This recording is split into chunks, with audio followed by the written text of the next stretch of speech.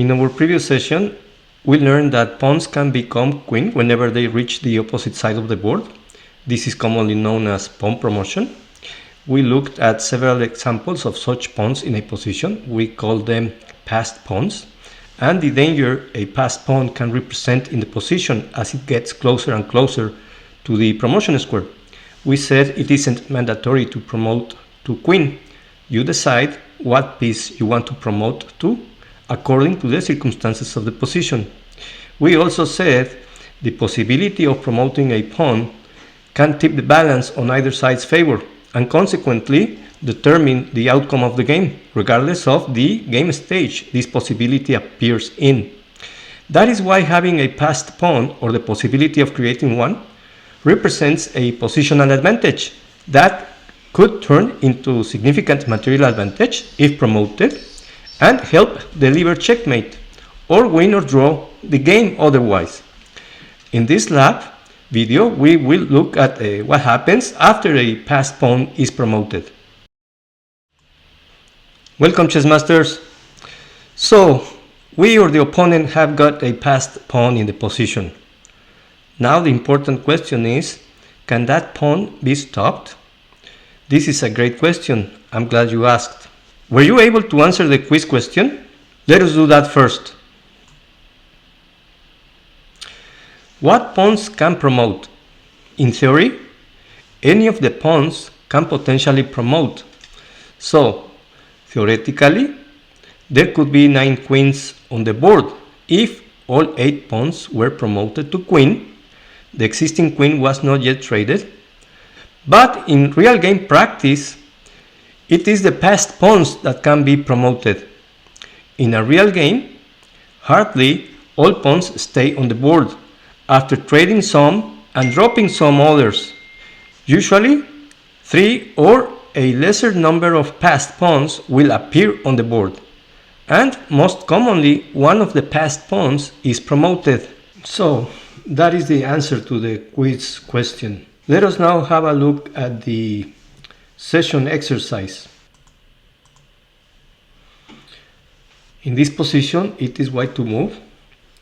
Identify what pawns can promote in this position for both sides. In other words, we are determining what pawns are the passed pawns.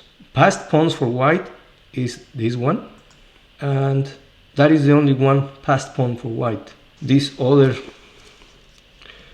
are not passed pawns because there is a pawn in front of this, and there is a pawn, an enemy pawn, that can obstruct these other 2 pawns. So basically, white has only one passed pawn here in this position. Passed pawns for black, this one is a passed pawn because there is no pawn, enemy pawn in front of it. This one is another passed pawn, same reason, there is no enemy pawn in front of it. And that's about it for black. This is not a passed pawn because even though there is no enemy pawn in front of it, this white pawn can obstruct its passage to the promotion square. Similarly, this pawn is not a passed pawn because there is a pawn, enemy pawn obstructing its passage or its promotion. So that is the answer to the session exercise. Let us now have a look at the session test position. In this position, it is white to move. Question 1. Identify what pawns can promote for both sides. Very simple. This pawn can promote because there is no enemy pawn stopping its way to a promotional square. These pawns, black pawns, can promote because there is no enemy pawn in front of each stopping their way to the promotion square. Another way of calling these passed pawns is free runners, and I believe some other masters call the passed pawns passers. Question 2. Can white draw in this position? Let's have a look. This is an endgame study by Richard Reti, published in 1928. This is an unbelievable position where, believe it or not, white can play for a draw. We will look at the sequences that lead to a draw, amazingly, because they are counterintuitive to what you would think is a mistake. Then we will look at the sequences that lose the game for white and why these sequences lose the game. So, how can white draw in this position? White plays king g6. After king g6, we look at the three possible attempts for black to win and how all these attempts by black, white can get a draw. The three possible choices for black we will look at are king b6, f5 and h5. What happens for each? So, after king g6, black plays king b6, white plays king takes g7. Black can go two ways, going after the enemy pawn or running. Let's have a look at what happens if going after the enemy pawn. White plays king takes f6 and it is a draw because this pawn can be stopped. If king d5, king g6, the pawn will be captured next move. If runs, king g5, pawn will be captured next move. Not enough material to deliver checkmate for either side. This is a draw. So going after the enemy pawn does not seem to work. What happens if black goes with the running instead of going after the enemy pawn? King g6, king b6, now king takes g7, and here we can try. This white pawn is already stopped from promoting. So what happens if black runs its own pawns, particularly f5? Then white plays king f6, attacking the enemy pawn and threatening to capture it next move. So black runs and white plays king e5. Amazing move, attacks the pawn again, but at the same time it threatens to come support its own passed pawn. If black runs, white will come and support its own pawn promotion. Let's say black captures the enemy pawn, then white can capture, and this pawn will be stopped or captured in a few more moves. So after king b6, king g7, capturing doesn't appear to be a good move. Running with h5, let's try running with h5. In that case, white captures the enemy pawn. If black keeps running, amazing move. Getting closer to the enemy pawn to stop it, but also threatening to support its own pawn promotion. If now black runs, white has the time to support its own pawn. If black goes after the enemy pawn, white has time to get closer to the enemy pawn and stop it from promotion. There is no way black can guard its own passed pawn. It will be captured, and this is a draw. So after king b6, king takes g7, we already saw the three different possibilities for black running or going after the enemy pawn. And similarly, we can look at these three ways of trying to promote for black. Since after the move king g6, black can decide to go run instead. Let's try running with f5. In this case, white captures this g7 pawn first. If black continues running, white comes after that pawn, same idea as before, trying to catch this pawn, but at the same time trying to come closer to its own pawn to support its promotion. If now black tries to stop or go after the enemy pawn, white plays king e5, attacking the pawn and threatening to support its own pawn. Double threat. And as we saw earlier, this position is a draw. If black runs, then we move closer to our pawn to support its promotion. If black runs, we also run. If black queens, white can queen. And this is a draw, or this is a position that white can draw. So, where are we? After king g6, we already looked at king b6, going after the white pawn. We already looked at running with f5. Let's have a look at running with h5. h5, white king takes on g7 as usual. It attacks the f6 pawn. If black decides to go after the white pawn, white will have the time to capture here and then come after the h5 pawn. So let's have a look at running first. Let's see what happens if black runs with f5 instead.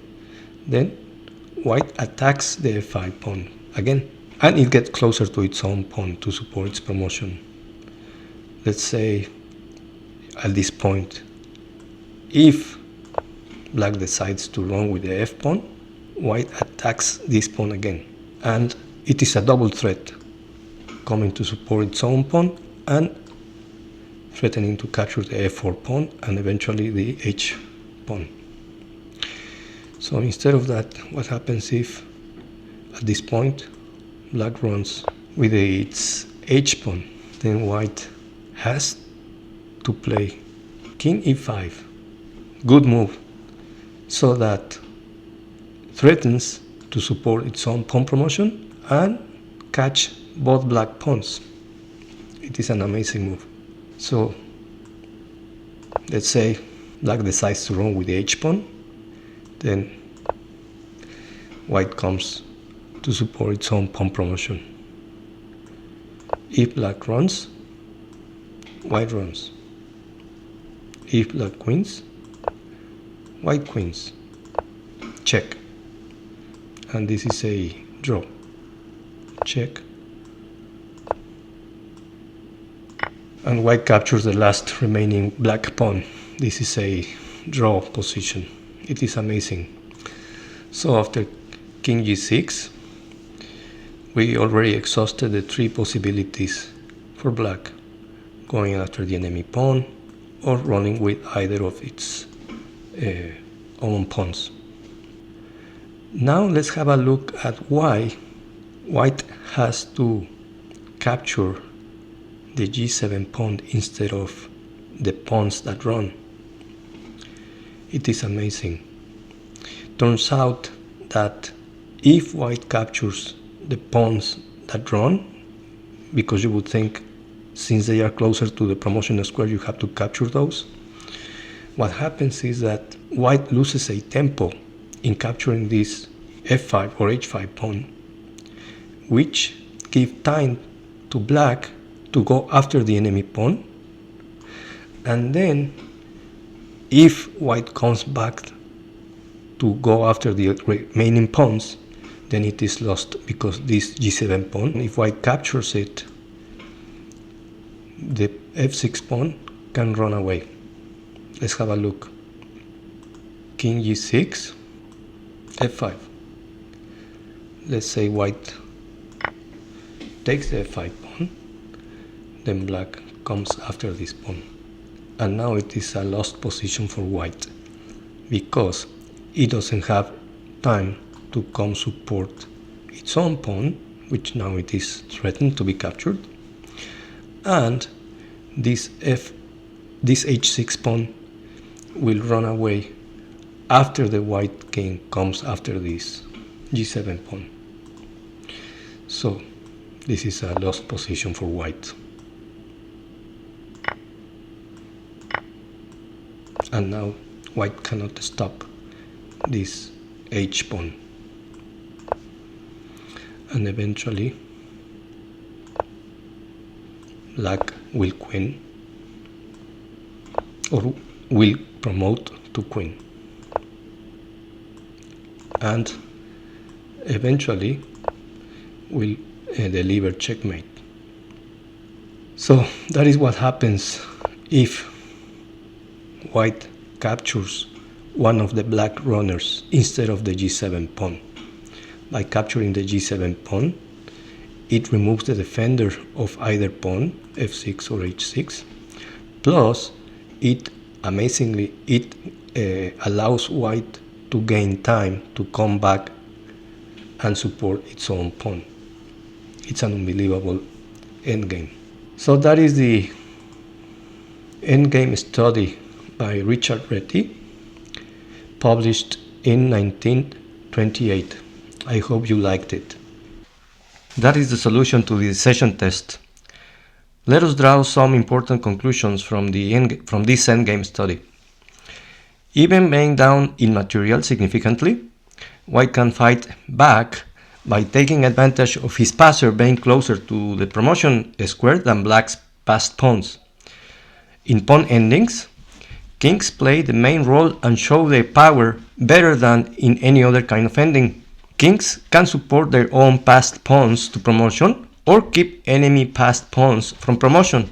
The technique, pathway so to speak, followed by white's king is known as the Reti maneuver and can be applied in similar endgames to draw what could appear to be a lost position. By creating a double threat, capturing the enemy passed pawn and simultaneously threatening to support its own pawn, white gains time, tempo, to reach and stop opponent's passed pawns. Even in apparently simple positions where only the kings and a few pawns remain on the board, attacks and threats can still appear on the board. Even down in material, white manages to draw by finding or forcing a way to support its only passed pawn to promotion. And as you can see, moving the king diagonally is often more efficient than moving it straight.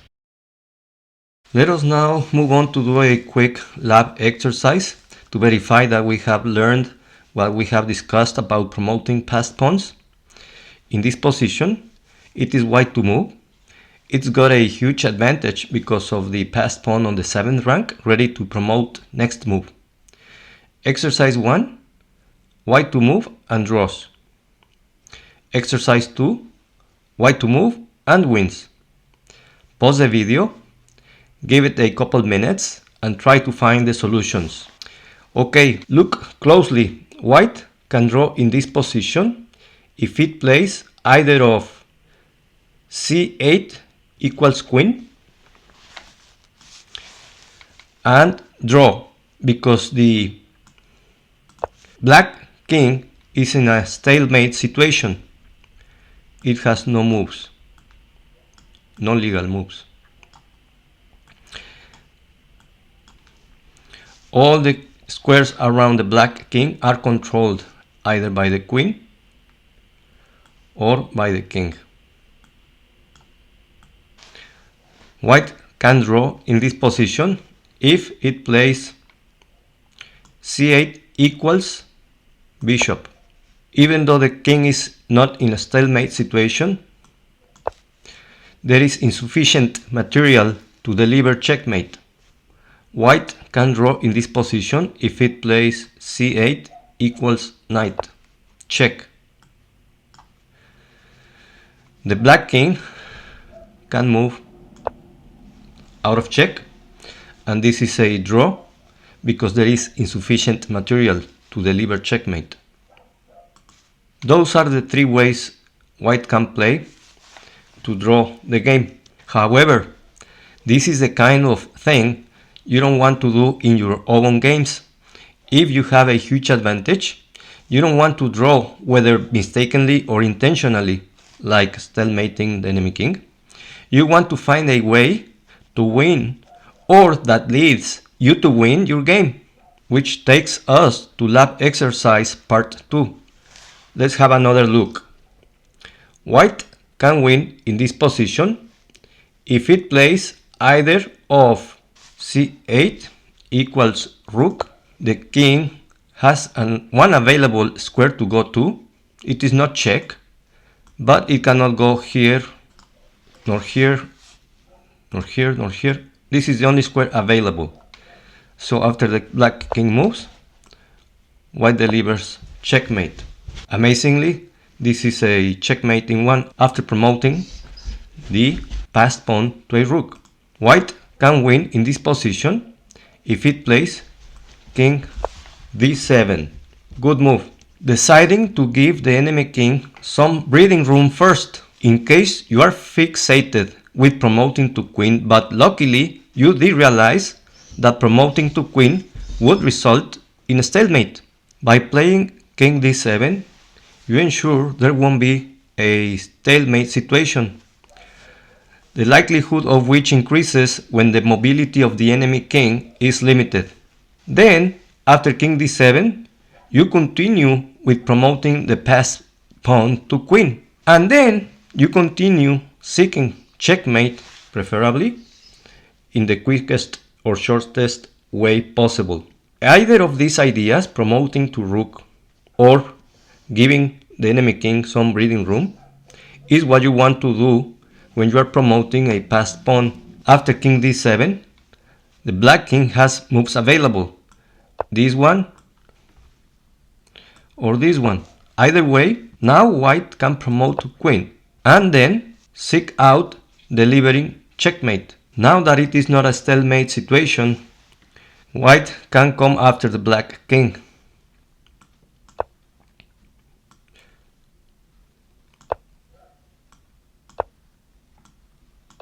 And deliver checkmate in a few more moves. Let us now do our lab test. In this position, test part 1, black to play and draw. Test part 2, white to play and wins. Pause the video, give it a few minutes and try to find the solutions. Okay, part 1, black to play and draw. Black can draw in this position by playing the bishop to f8, with the idea of placing the bishop on c5 or on b4 to stop the enemy passed pawn from advancing. And if white plays king d5, then black will play bishop b4, and it will stay in this diagonal, stopping the advanced a pawn from advancing, and it will capture it whenever the pawn reaches the a5 square. On the other side, the black king will take care of the enemy passed pawn on g4, and that would be a draw for black. Test part 2, white to play and wins. In this position you can see white has 2 pawns for the bishop, but these 2 pawns are passed pawns. There is no enemy pawns blocking their way to promotion. So white has to find a way to promote one of its passed pawns to obtain significant material advantage by promoting to queen. In this position, white should start by advancing his a pawn so that to a5, so that the black bishop has no time to come to any of these 2 key squares to stop it from advancing. After a5, black plays bishop f8. The white king helps promote its own passed pawn, by controlling the key square c5. Now black plays bishop h6 with the idea to come to this other key square. Here white plays an amazing move, g5 check. If black takes with the bishop, then white plays king e4, great move, controlling the key square e3. Now black plays bishop h4, attempting to come to the key square f2. Here white plays king f3, good move, and now black is unable to come to any of the key squares that would allow him to stop the pawn from promoting. If black attempts to catch the pawn with the king, it is too late because the black king is too far away to stop the enemy pawn from promoting. If black attempts to stop the passed pawn with bishop e1, it's unable to stop the pawn because it is one tempo late to control the key square a7. So this is a winning position for white. Now white has to seek out delivering checkmate with queen against the black king and the black bishop. What if black plays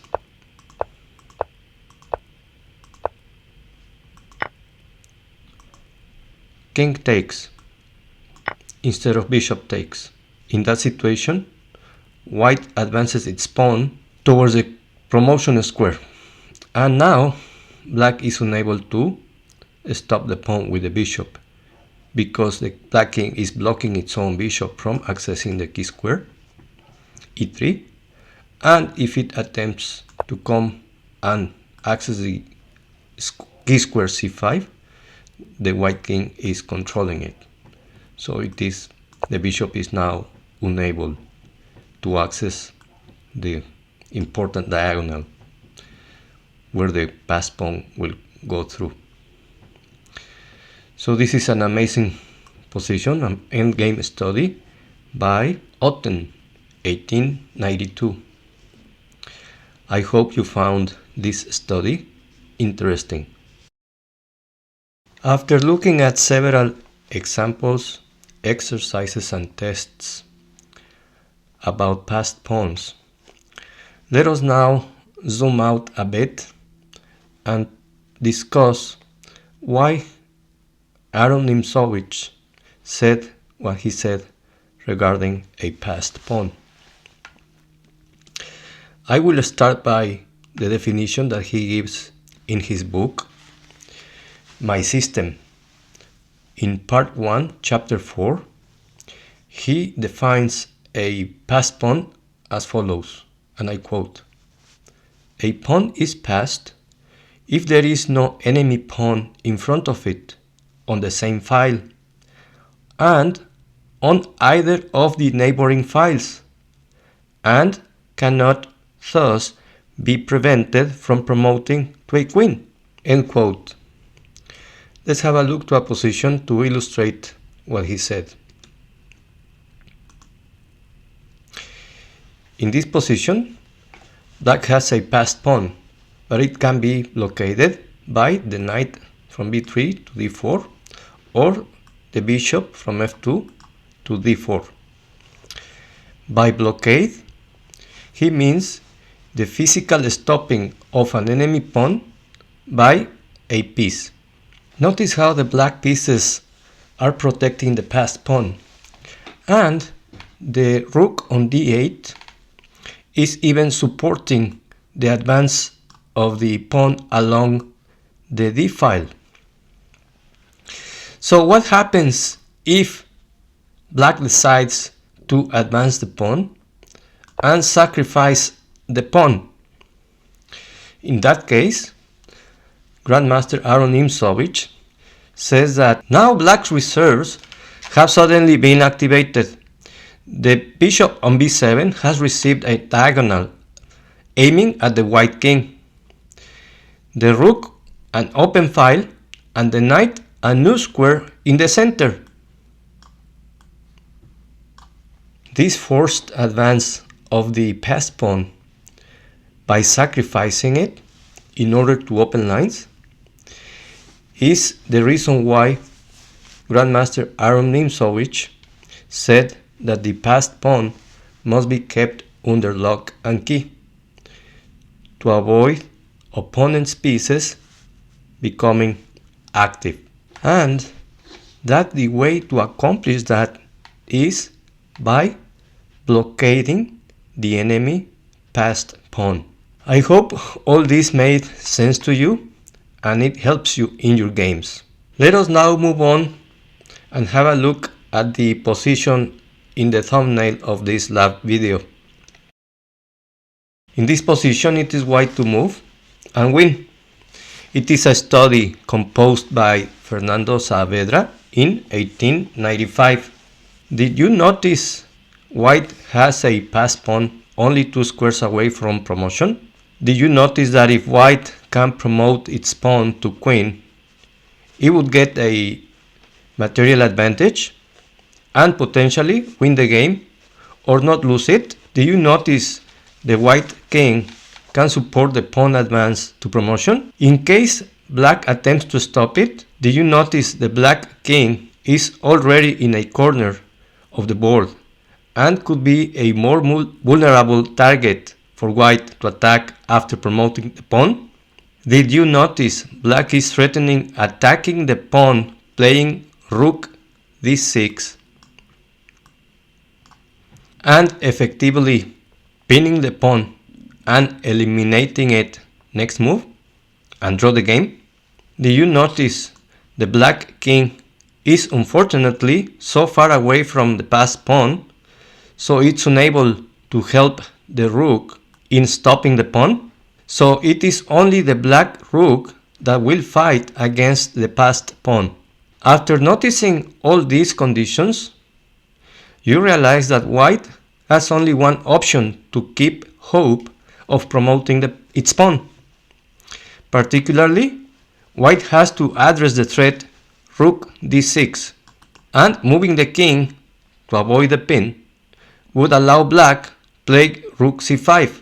If white moves up, black would play here and would be able to stop the pawn from promotion and then eliminate the passed pawn by capturing it. So, what should white play in this position? c7, good move. Now, black has very few options to stop the pawn from promoting. Basically, only checking the white king, because the d8 square is controlled by the pawn, so the rook cannot go back to control the promotion square. And the rook is unable to go or come to the c5 square to control the promotion square because the white king is controlling it. So what does black play? After c7, rook d6 is the only way to delay the white pawn from promoting. What does white play in this position? If it goes up, the rook would be able to pin the pawn and eliminate the pawn next move. So white has to go back instead. But it should go back in a way that keeps control of the c6 square. Because if the king goes back, for example, to a5, the black rook will be able to play rook c6 and stop the pawn from promoting. So, king b5, good move.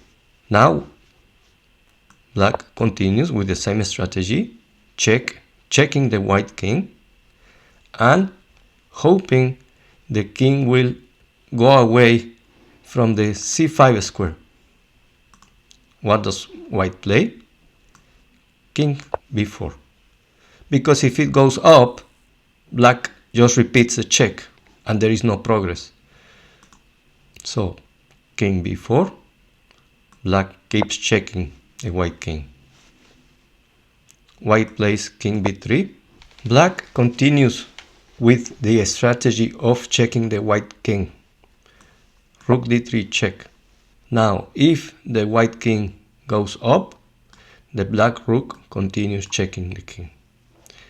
If the white king goes this way, then the black rook comes down to this square. And if the pawn is promoted, the rook would give check behind the white king and take the white queen. So what does white play in this position? King c2. In the earlier line, it would be like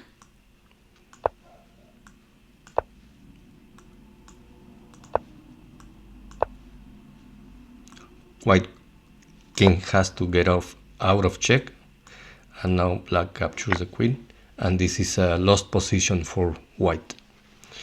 So the white king goes to c2 to avoid that trick. Now there is no more checks, because if the black rook delivers check here, it is just captured. The black king has to move and we queen, promote to queen. So what does black play in this position? And it cannot go all the way back because this square is controlled by the pawn on c7.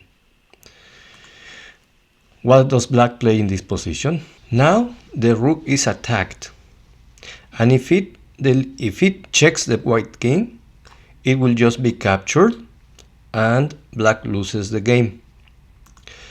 And the rook cannot go all the way back to d8 because the pawn controls the d8 square.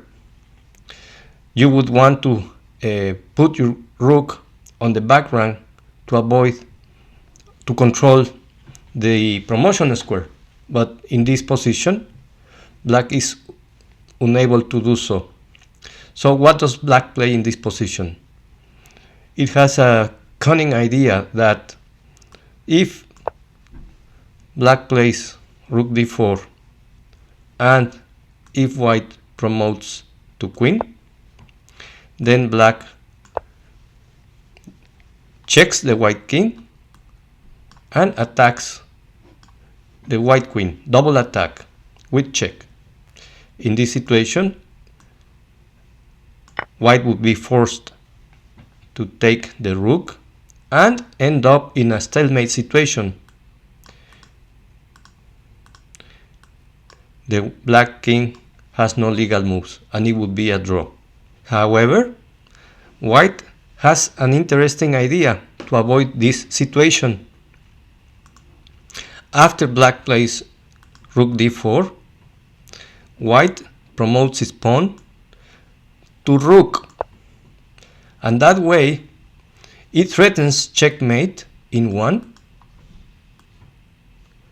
Plus, if black continues with the earlier idea of double attack, then it would not be a stalemate situation because the black king would have a move available to move. Now it is not a stalemate because the black king has this square available. In that situation, black does not play rook c4. Instead, it plays rook a4 to stop the mate threat. Now white has another move, amazing move, that attacks the rook and threatens checkmate on c1 with the rook. Now in this position black is lost because there is no way to defend against the double threat of losing the rook or getting mated. This is an unbelievable study by Fernando Saavedra. It illustrates pretty well the power of having a passed pawn, and especially when it is very close to the promotion square, and illustrates how promoting to queen is not always the right idea. I hope you liked it. Okay, all this discussion about promoting passed pawns is fine and good, but how do I create a passed pawn? Or what do I have to do to obtain a passed pawn in my position? That is another great question. There is no magic formula. However, there is a strategy we can follow to do that. I will share with you an endgame strategy roadmap created by Grandmaster Avetik Grigorian in a blog post on liches, particularly looking at the first two stops of the roadmap to answer our question. This is the endgame strategy roadmap to play endgames, created by Grandmaster Avetik Grigorian from the Chess Mood Online Chess Academy. It's got 9 stops, and if you look, he starts from the end stop and works his way backwards on how to promote a pawn to queen. We will be looking at stop 1 and 2 to answer our question. Here is the endgame roadmap at a glance. If you look, the end stop is checkmate. We have discussed checkmate in a previous session. Then going back one stop, it is get a queen. Because if you cannot deliver checkmate and you reach the endgame, how do you do checkmate? Well, he says get a queen.